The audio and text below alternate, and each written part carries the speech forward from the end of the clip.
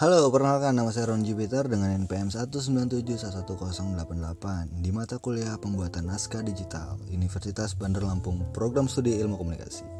Latar belakang naskah digital merupakan naskah yang dapat dibaca atau ditampilkan pada perangkat digital. Naskah digital berisikan informasi digital yang dapat berisi teks, gambar, audio, video yang dapat dibaca di komputer, laptop, tablet, ataupun smartphone. Di era digital sekarang, kita disajikan dengan berbagai informasi, bahkan overload. Dan kita tak kunjung bosan. Kita senang mengapresiasi sesuatu yang baru dan mengesankan. Dan dia adalah konten kreator. Konten kreator itu lahir dari tren website dan sosial media. Dan pekerjaan utamanya yaitu seperti namanya, yaitu membuat konten. Konten kreator adalah bagian dari sebuah tim kreatif yang terdiri dari misalnya penulis, ilustrator, fotografer, dan sebagainya. Dan content creation terdiri dari dua kata dalam bahasa Inggris, yaitu content yang berarti konten dan creation adalah pembuatan. Content creation merupakan suatu karya yang dibuat konten kreator dalam bentuk audio visual maupun melalui media digital atau internet. Saat ini content creation berupa audio visual lebih banyak digandrungi oleh para content creator. Dan untuk wadah untuk content creator ada tersedia di platform Instagram, YouTube, TikTok, dan itu adalah beberapa sosial media yang sering saya gunakan. Masuk kepada kesimpulannya, jadi dapat disimpulkan bahwa konten kreator adalah orang yang mampu menciptakan konten menarik. Seseorang bisa disebut sebagai konten kreator ketika ia mampu menciptakan konten yang bermakna bagi sekumpulan orang atau komunitas, memiliki kekuatan yang besar atau power. Konten bisa menciptakan crowd.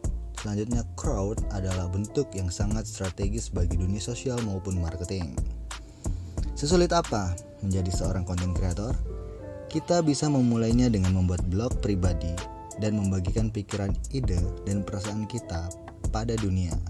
Kita juga bisa mengirimkan tulisan-tulisan atau artikel-artikel, situs-situs, atau milis-milis yang ada. Forum-forum di internet bertebaran, sudah siap untuk menampung inspirasi kita. Intinya, jangan hanya mengambil bahan, membaca dan mendownload saja. Jika begitu, status kita terbatas, hanya menjadi konsumer, bukan menjadi konten kreator. Dan tugas untuk menjadi konten kreator ialah yang pertama mengumpulkan ide, data, dan melakukan riset serta membuat konsep untuk menghasilkan suatu konten dan menghasilkan konten yang sesuai dengan identitas dan branding yang diinginkan. Selanjutnya adalah berusaha memenuhi tujuan yang disepakati dari sebuah konten, misalnya tujuan promosi, edukasi, menghibur, dan memberi informasi. Dan dari tugas konten kreator, kita juga memiliki tugas menjadi peran penulis dalam penulisan media digital. Penulis digital sebagai komunikator pesan harus provokatif, pintar, lucu, atau memiliki selera humor, serta dapat menarik perhatian pembaca digital. Penulis digital menjadi penyelenggara informasi atau penulis web yang baik, membantu pembaca mengatur semua informasinya, sehingga penulis digital hanya memfokuskan pada informasi yang penting bagi para pembaca nih gengs. Dan ada hal-hal yang harus diketahui sebagai penulis digital. Yang pertama, credibility atau kredibilitas. Menjadi penulis digital, kredibilitas harus dibangun dan dipertahankan untuk membangun kepercayaan dan afiliasi komunitas.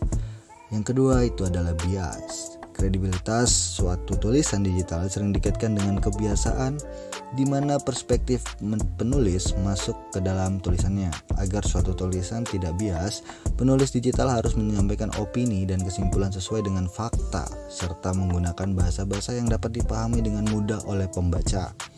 Yang ketiga, identification atau identifikasi. Identifikasi akan membantu kita memahami bagaimana blog dapat menghasilkan kepercayaan dari pembaca. Oleh sebab itu, sebagai penulis, identifikasi harus dilakukan untuk memahaminya dengan menggunakan media-media interaktif dan juga memberikan teks, gambar, video, audio dapat membangun kepercayaan pembaca dan afiliasi komunitas. Yang keempat, transparansi atau transparansi. Transparansi dalam penulisan digital berupa menghadirkan sumber acuan atau referensi sehingga tulisan tersebut bukan hanya sekedar opini penulisan melainkan berdasarkan pada sumber terpercaya. Sekian dan terima kasih.